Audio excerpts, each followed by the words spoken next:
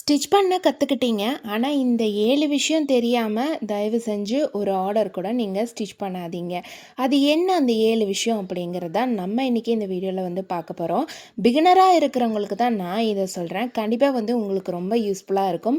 பிகினர்ஸ்க்கு ரொம்ப யூஸ்ஃபுல்லாக இருக்கும். வீடியோ மட்டும் ஸ்கிப் பண்ணாமல் பாருங்கள். நீங்கள் நம்ம சேனலை ஃபஸ்ட் டைம் பார்க்குறீங்க அப்படின்னா சப்ஸ்கிரைப் பண்ணலைனாலும் பரவாயில்ல, ஒரு லைக்காவது போட்டு பாருங்கள். ஏன்னா நிறைய பேர் சப்ஸ்கிரைப் பண்ணாமல் தான் பார்க்குறீங்க. மனசு இருந்தால் சப்ஸ்கிரைப் பண்ணுங்கள். சரி வாங்க வீடியோக்குள்ளார போகலாம். நம்மக்கிட்ட வந்து பார்த்தீங்க அப்படின்னா ப்ளவுஸும் ஆன்லைன் கிளாஸும் அவைலபிளாக இருக்கும், ஆன்லைன் ஆர்டர்ஸும் அவைலபிளாக இருக்குது. இதெல்லாம் வேணாங்க, என்னால் கிளாஸ் அட்டன் பண்ண முடியாது, எனக்கு டைம் இல்லை அப்படின்னு நீங்கள் நினைக்கிறீங்க அப்படின்னா எல்லாத்துக்குமே வந்து உங்களுக்கு வீடியோ கோர்ஸ் வந்து அவைலபிளாக இருக்குது. ஒரு கட்டிங் கற்றுக்கணும் அப்படின்னா வீடியோ கோர்ஸ் இருக்குது, ஸ்டிச்சிங்கோட வீடியோ கோர்ஸ் இருக்குது, பிரின்சஸ் கட் ப்ளவுஸ் வேணும் அப்படின்னாலும் இருக்குது, கட்டோரி ப்ளவுஸ் வேணும் அப்படின்னாலும் இருக்குது. அளவு ப்ளவுஸை வச்சு மட்டும்தான் சொல்லி தருவீங்களா, மெஷர்மெண்ட் எல்லாம் எடுத்து நீங்கள் சொல்லித்தர மாட்டீங்களா, மெஷர்மெண்ட்டை வச்சு எப்படி கட் பண்ணுறது அப்படின்னு கேட்டிங்கன்னா அதோட வீடியோ கோர்ஸுமே இருக்குது. உங்களுக்கு சுடிதாரோட கட்டிங் வேணும் அப்படின்னாலும் சுடிதாரை எப்படி வந்து அளவு எடுத்து நம்ம வந்து கட் பண்ணுறது அப்படிங்கிற வீடியோ கோர்ஸ் அவைலபிளாக இருக்குது.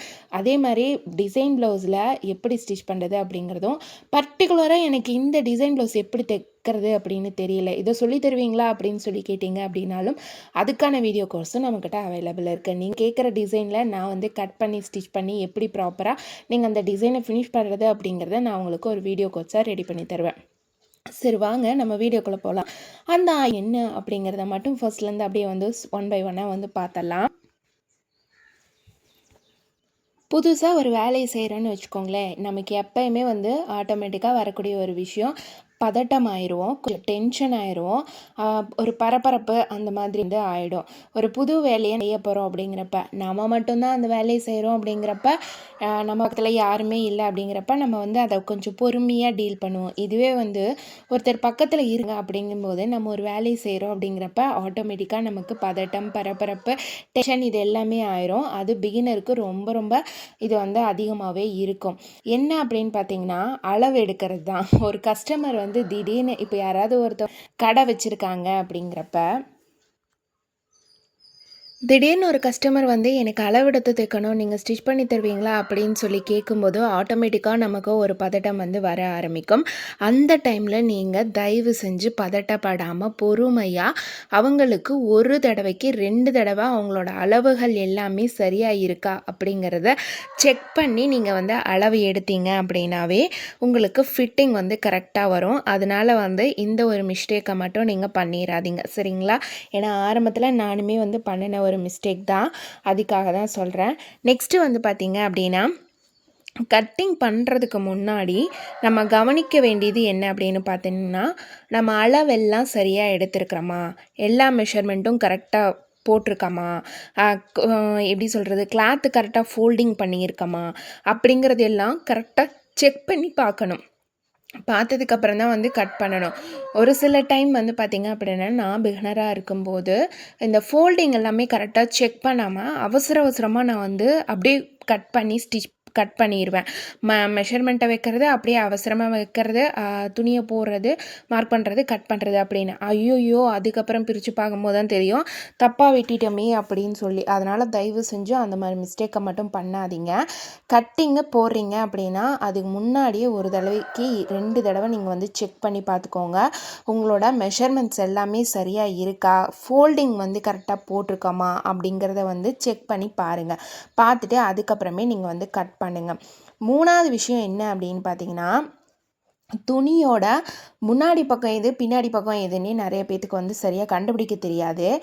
ஏன் அப்படின்னு பார்த்திங்கன்னா, எனக்கே இப்போ வரையுமே ஒரு சில துணியில் எல்லாமே அதில் வந்து எது முன்னாடி பக்கம் எது பின்னாடி பக்கம் அப்படின்னே தெரியாது. ஒரு சில கிளாத்துக்கு பார்த்திங்க அப்படின்னா 2 பக்கமும் நமக்கு ஒரே மாதிரி தான் இருக்கும், ஆனால் ஷைனிங்காக இருக்கும். மேல் பக்கம் வந்து ஷைனிங்காக இருக்கும், உள் பக்கம் கொஞ்சம் சொரன்னு இருக்கும். இதுவே ஒரு சில ஜரி அந்த மாதிரி வர்றதெல்லாம் பார்த்திங்கன்னா பின்னாடி வந்து நூல் தூக்கிட்டு இருக்குது, அந்த ஜரியெல்லாம் தூக்கிட்டு இருக்குது அப்படின்னா அது வந்து பேக் சைடு, மேலே வந்து நல்லா வந்து ஃப்ளாட்டாக இருக்கும், எந்த விதமான பிசுறு நூல் இந்த மாதிரி எல்லாம் எல்லாமே தூக்கிட்டு இருக்காம இருக்கும். அது வந்து மேல் பக்கம். இந்த மாதிரி நம்ம வந்து ஒரு சில சின்ன சின்ன விஷயங்களை வச்சு அது வந்து இந்த துணியோட மேல் பக்கம் எது, அடிப்பக்கம் எது அப்படிங்கிறத நம்ம வந்து கண்டுபிடிச்சிக்க முடியும். அதனால் துணியை வந்து நீங்கள் தயவு செஞ்சு நீங்கள் போடுறதுக்கு முன்னாடி இதோட மேல் பக்கம் எது, அடிப்பக்கம் எது அப்படின்னு பாருங்கள். எனக்குமே இந்த ஒரு எக்ஸ்பீரியன்ஸ் வந்து நடந்திருக்குது. ஒரு கஸ்டமர் வந்து கொடுத்துருந்தாங்க. எனக்கு சரியாக தெரியல அது மேல் பக்கம் எது, அடிப்பக்கம் எதுன்னு தெரில. எனக்கு பார்க்கும்போது அடிப்பக்கம் மேல் பக்கம் மாதிரி தான் தெரிஞ்சுது. அதுதான் வந்து அழகாக டிசைனாக இருந்தது. அதனால நான் அப்படியே ஸ்டிச் பண்ணிட்டேன். அப்போ அந்த கஸ்டமர் வந்து சொன்னாங்க, ஏங்க இப்படி ப்ளவுஸை மாற்றி தைச்சிருக்கிறீங்க, இது உள்பக்கம் வர்றதுங்க, இதுதாங்க டிசைனு அப்படின்னு சொன்னாங்க.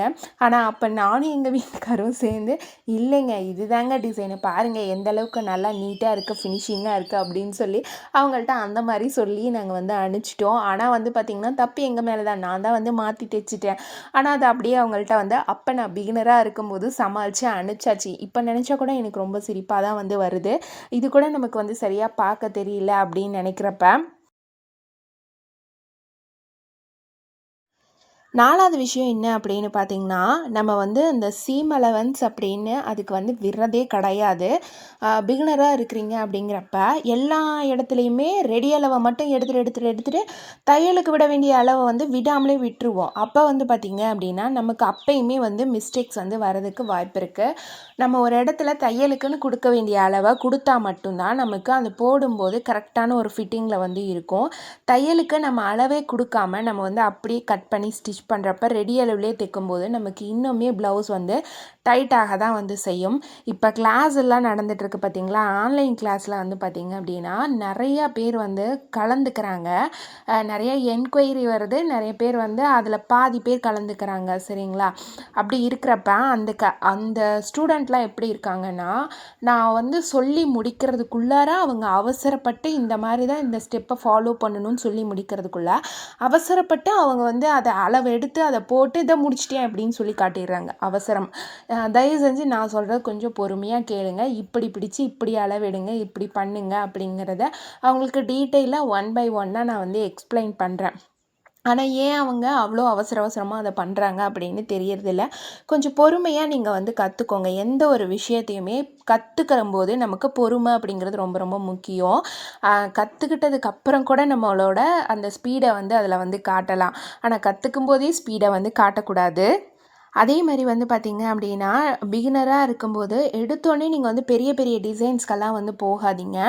சின்ன சின்ன டிசைன்லேருந்து ரெடி பண்ணுங்கள். ஃபஸ்ட்டு வந்து பார்த்திங்க அப்படின்னா ஒரு ஃப்ளவர் எப்படி மேக் பண்ணுறது, நாட் கயிறு வந்து எப்படி ரெடி பண்ணுறது, ஃப்ரில் வச்சு எப்படி வந்து ஸ்டிச் பண்ணுறது, பேட்ச் ஒர்க் மாடல் எப்படி பண்ணுறது, இந்த மாதிரி வந்து எல்லாத்தையுமே நீங்கள் வந்து ஒரு சின்னதாக ஃபஸ்ட்டு ஆரம்பித்து போனீங்க அப்படின்னா உங்களுக்கு அது போக போக வந்து கொஞ்சம் நல்லாவே கரெக்ட் பண்ணிக்கிறதுக்கு ஈஸியாக இருக்கும். நீங்கள் ஆரம்பத்திலே பெரிய டிசைனுக்கு போனீங்க அப்படின்னா உங்களுக்கு அதுக்கு மேலே அது என்ன பண்ணுறது அப்படின்னு தெரியாமல் நீங்கள் வந்து மிஸ்டேக் பண்ணுறதுக்கு வாய்ப்பு இருக்கும்.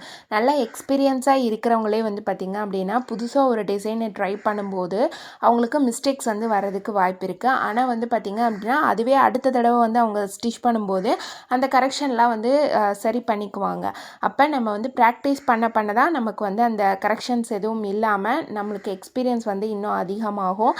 இந்த மெத்தடில் இப்படி போட்டு கட் பண்ணணும், இப்படி ஸ்டிச் பண்ணணும் அப்படிங்கிறத நமக்கு வந்து தெளிவாக வந்து தெரியும். அதனால் நீங்கள் ஸ்டார்டிங்லேருந்து சின்னதுலேருந்து போங்க பெருசுக்கு, உங்களுக்கும் ஒரு கான்ஃபிடென்ட் வரும், நம்மளால் வந்து கற்றுக்க முடியும் அப்படின்னு சொல்லி. அதே மாதிரி ஒவ்வொரு ஆர்டர்ஸ் வாங்கும்போதும் கஸ்டமர் என்ன டேட்டில் வந்து துணி கொடுக்குறாங்க, எத்தனை துணி கொடுக்குறாங்க, அட்வான்ஸ் எவ்வளவு கொடுக்குறாங்களா, எத்தனை சாரீ கொடுத்துருக்காங்க, எத்தனை ப்ளவுஸ் கொடுத்துருக்காங்க, ரிட்டன் வந்து திருப்பி அவங்க வந்து எப்போ வந்து ப்ளவுஸ் கேட்குறாங்க அப்படிங்கிறது எல்லாத்தையுமே நீங்கள் மென்ஷன் பண்ணி அவங்களோட கான்டாக்ட் நம்பர் முதல் கொண்டு அதில் எழுதி நீங்கள் வச்சுக்கிட்டீங்க அப்படின்னா உங்களுக்கு ரொம்ப யூஸ்ஃபுல்லாக இருக்கும். நீங்கள் வேலை முடிஞ்சோடனே அவங்களுக்கு கான்டாக்ட் பண்ணி சொல்கிறதுக்கும் ரொம்ப ஈஸியாக இருக்கும். அதே மாதிரி நீங்கள் இத்தனை துணி கொடுத்துருக்கீங்க, இவ்வளோ ஸ்டிச் பண்ணியிருக்குது, இன்றைக்கி வந்து இந்த ப்ளவுஸ் வாங்கியிருக்கீங்க, அது போக இன்னும் மீதி வந்து இந்த ப்ளவுஸ் இருக்குது, இவ்வளோ காசு கொடுத்துருக்குறீங்க, இது போக இன்னும் மீதி இவ்வளோ காசு கொடுக்கணும் அப்படிங்கிறது எல்லாமே ஒரு நோட் போட்டு நம்ம எழுதி வச்சிட்டோம் அப்படின்னா நமக்கு ரொம்ப யூஸ்ஃபுல்லாக இருக்கும். நம்ம வந்து வாயில் கணக்கு சொன்னோம் அப்படின்னா கஸ்டமர் ஒத்துக்கவே மாட்டாங்க. நான் இத்தனை கொடுக்கல, இவ்வளோ தான் கொடுத்தேன் அப்படின்னு சொல்லி வந்து சொல்லுவாங்க. அதனால் நீங்கள் வந்து முடிஞ்ச அளவுக்கு எல்லாத்தையுமே நோட்டில் வந்து ஹேண்டில் பண்ண பாருங்கள். ஃபைனலா பார்த்தீங்க அப்படின்னா, இந்த 7வது விஷயத்த யாருமே பண்றதே கிடையாது. அது என்ன ஒரு விஷயம் அப்படின்னு பார்த்தீங்கன்னா, வேலை முடிஞ்சதுக்கப்புறமே முழுசா ஒரு தடவ செக் பண்ணணும் அப்படிங்கிற எண்ணம் வந்து யாருக்குமே இருக்கிறது கிடையாது. இந்த நூலெல்லாம் எங்கேயாவது வந்து பிசுறெல்லாம் இருக்குதா? கொக்கி வந்து கரெக்டாக கட்டியிருக்காமா? டைட்டாக இருக்கா? ஃபினிஷிங் எல்லாம் சரியாக இருக்கா? 2 ஷோல்டரையும் ஒட்டுக்கா வச்சு, ஷோல்டரோட அளவு 2ம் கரெக்டாக இருக்கா? ஸ்லீவோட அளவு 2ம் கரெக்டாக இருக்கா? ஆம்கோல் கிட்ட சரியாக ப்ளஸ் போட்ட மாதிரி வருதா? ஒரு கை சைடு ஜாயிண்ட்டும் இன்னொரு கை சைடு ஜாயிண்ட்டும் சரியான அளவில் இருக்கா? அதில் ஏதாவது ஏற்றம் இருக்கா? அளவு ப்ளவுஸை வச்சு கப் சைஸ் சரியாக இருக்கா? அப்படிங்கிறது எல்லாத்தையுமே வந்து ப்ளவுஸோட உயரம் சரியாக இருக்கா? அப்படிங்கிறது எல்லாத்தையுமே நீங்கள் ஒரு தடவை செக் பண்ணி பார்த்துட்டு கஸ்டமருக்கு டெலிவரி கொடுக்கறது ரொம்ப ரொம்ப நல்லது. அதே மாதிரி வந்து பார்த்திங்கன்னா லைட்டாக ஒரு அயனிங் வந்து பண்ணி கொடுத்தீங்க அப்படின்னா, உங்களுக்கு தெரிஞ்ச மாதிரி நீங்கள் ஒரு லைட்டாக அயனிங் பண்ணி கொடுத்தீங்க அப்படின்னா இன்னுமே உங்களோட ப்ளவுஸ் வந்து ரொம்ப ரொம்ப நீட்டாகவும் ஃபினிஷிங்காகவும் இருக்கும் பார்க்குறதுக்கு. அதுக்காக வந்து பார்த்திங்க அப்படின்னா தயவு செஞ்சு ப்ளவுஸை வந்து பொசுக்கிடாதீங்க தெரியாமல். ஏன்னா இந்த மிஸ்டேக்கை நானுமே பண்ணியிருக்கேன். ஆரம்பத்தில் வந்து பார்த்திங்க அப்படின்னா எனக்கு ப்ளவுஸை அயர்ன் பண்ணுறதுக்கே தெரியாது. அயர்ன் பாக்ஸை கூட நான் யூஸ் பண்ணது கிடையாது. அது எவ்வளோ ஹீட் ஏறும், எப்படி அயர்ன் பண்ணணும் அப்படிங்கிறது கூட தெரியாது. தெரியாமல் நான் ஒரு ப்ளவுஸில் அப்படியே வச்சு அப்படியே பொசுங்கி எடுத்துட்டேன். நல்ல வேளை அது என்னோடய ப்ளவுஸ் தான், கஸ்டமரோடது கிடையாது. அது வரையும் எனக்கு ரொம்ப சந்தோஷமாக இருந்தது. அதுக்கப்புறம் பார்த்திங்க அப்படின்னா நான் அயர்ன் பாக்ஸை அதிகமாக யூஸ் பண்ணுறதே வந்து கிடையாது. அதுக்காக தான் சொல்கிறேன், நீங்கள் வந்து அயர்ன் பண்ணி கொடுங்க. ஆனால் பண்ணும்போது கரெக்டாக இருக்கா அப்படிங்கிறத செக் பண்ணிக்கோங்க. ஒரு லைட்டான அயர்ன் பண்ணி கொடுங்க, ரொம்ப ஹெவியாக வந்து பண்ணாதீங்க. அதே மாதிரி ஜரி வருது அப்படிங்கிற இடத்துலலாம் வந்து அப்புறம் வந்து எப்படி சொல்கிறது, பார்டர் கரை வருது இல்லைங்களா, அந்த இடத்துலலாம் வந்து நீங்கள் அயர்ன் பண்ணாதீங்க. ஏன்னா அது வந்து அயர்ன் பாக்ஸ் ஹீட்டுக்கு அந்த ஜரி எல்லாமே சுருங்கிரும், கருத்து போயிடும், அந்த மாதிரியெல்லாம் ஆயிரும். ஒரு மேட் மாதிரி விற்கும், அந்த மேட்டை போட்டு அதுக்கு மேலே நீங்கள் வந்து அயர்ன் பண்ணி கொடுங்க. இத்தனை பிரச்சனைக்கு நீங்கள் அயர்னே பண்ணாமல் கூட கொடுத்துடலாம் கஸ்டமருக்கு. அதை வந்து ஃபாலோ பண்ணிக்கோங்க சரிங்களா. உங்களுக்கு ப்ராப்பராக பண்ண தெரிஞ்சால் நீங்கள் பண்ணுங்கள், அப்படி இல்லை அப்படின்னா நீங்கள் வந்து பண்ணாமலே வந்து விட்டுடலாம். நான் இப்போ சொன்ன இந்த 7 விஷயமே வந்து பார்த்திங்க அப்படின்னா பிகினர்ஸ்க்கு மட்டும் இல்லை, அனுபவம் இருக்கிறவங்களுக்குமே ரொம்ப யூஸ்ஃபுல்லாக இருக்கும். கண்டிப்பாக வந்து இதில் உங்களுக்கு எது வந்து யூஸ்ஃபுல்லாக இருந்தது அப்படிங்கிற பாயிண்ட்டை வந்து நீங்கள் மறக்காமல் கமெண்ட்ஸில் சொல்லுங்கள். இந்த வீடியோ பிடிச்சிருந்தது அப்படின்னா ஒரு லைக் பண்ணுங்கள். தையல் மற்றும் ப்ளவுஸ் கட்டிங் தொடர்பான பயனுள்ள தகவல்களுக்கு நம்மளோட சேனலை சப்ஸ்கிரைப் பண்ணி வச்சு பெல் ஐக்கானையும் வந்து அழுத்திக்கோங்க. அப்போ தான் நம்மளோட வீடியோஸ் வந்து உடனுக்குடன் உங்களுக்கு வந்து வரும். அது மட்டும் இல்லைங்க, உங்களுக்கு தேவைப்பட்டது அப்படின்னா நீங்கள் மறக்காமல் வந்து ப்ளவுஸ் கட்டிங் கோர்ஸ் எல்லாம் அவைலபிள் இருக்குது. நம்மக்கிட்ட கிளாஸுமே வந்து தேவைப்பட்டதுன்னா நீங்கள் வந்து ஜாயின் பண்ணிக்கலாம். உங்களுக்கு ஒரு ஃப்ரெண்ட்லியான மெத்தடில் தான் வந்து கிளாஸ் வந்து எப்பயுமே வந்து போகும். நான் வந்து எனக்கு தெரிஞ்ச மாதிரி நான் உங்களுக்கு எல்லாமே வந்து டீட்டெயிலாக அதில் எக்ஸ்பிளைன் பண்ணுறேன். நீங்கள் இந்த மாதிரி தான் பண்ணணும் அப்படின்னு சொல்லி நான் சொல்லிட்டு வந்து விட மாட்டேன். நீங்கள் ஒரு இடத்துக்கு வந்து கிளாஸ் போனீங்க அப்படின்னா அந்த கிளாஸில் நீங்கள் எப்படி வந்து பண்ணணும் அப்படின்னு சொல்லி அவங்க சொல்லி கொடுக்குறாங்களோ அதை நீங்கள் கரெக்டாக பண்ணுறீங்களா இல்லையான்னு செக் பண்ணுறாங்களோ அதே மாதிரி தான் நான் வந்து ஃபஸ்ட்டு கட்டிங் போட்டு காட்டுவேன். அதே மாதிரி நீங்கள் கட்டிங் போடுறீங்களா இல்லையா, கரெக்டாக வந்து மெஷர்மெண்ட் வைக்கிறீங்களா இல்லையா அப்படிங்கிறத நான் வந்து செக் பண்ணுவேன். நம்ம வீடியோஸ் யாராவது வாங்கி பார்த்தவங்க இல்லை கிளாஸில் ஜாயின் பண்ணவங்க யாராவது வீடியோ பார்த்தீங்கன்னா மறக்காமல் வந்து கமெண்ட்ஸில் சொல்லுங்கள். நிறைய பேர் வந்து தெரிஞ்சுக்கிட்டோம். ஒரு சிலர் வந்து நிறைய பேர் கேட்குறீங்க, ஆனால் பயந்துக்கிறீங்க, ஜாயின் பண்ணுறதுக்கு எப்படி சொல்லி தருவாங்களோ என்னமோ அப்படின்னு சொல்லி நினைக்கிறீங்க. அந்த மாதிரி பயம் வந்து உங்களுக்கு வேணாம். உங்களோட என்ன டவுட்டாக இருந்தாலும் அதை நான் வந்து கிளியர் பண்ணுவேன். எனக்கு தெரிஞ்ச வரையும் நான் உங்களுக்கு வந்து சொல்லி கொடுக்குறேன். ஓகே ஃப்ரெண்ட்ஸ், இந்த வீடியோ உங்களுக்கு ரொம்ப யூஸ்ஃபுல்லாக இருக்கும் அப்படின்னா மறக்காமல் நீங்கள் சப்ஸ்கிரைப் பண்ணலைனாலும் பரவாயில்ல, ஒரு லைக்காவது பண்ணுங்கள். மற்றவங்களுக்கு யாருக்காவது வந்து யூஸ்ஃபுல்லாக இருக்கும் அப்படின்னு நினச்சிங்கன்னா ஷேர் பண்ணி விடுங்க. நெக்ஸ்ட் வீடியோவில் பார்க்கலாம். தேங்க்ஸ் ஃபார் வாட்சிங்.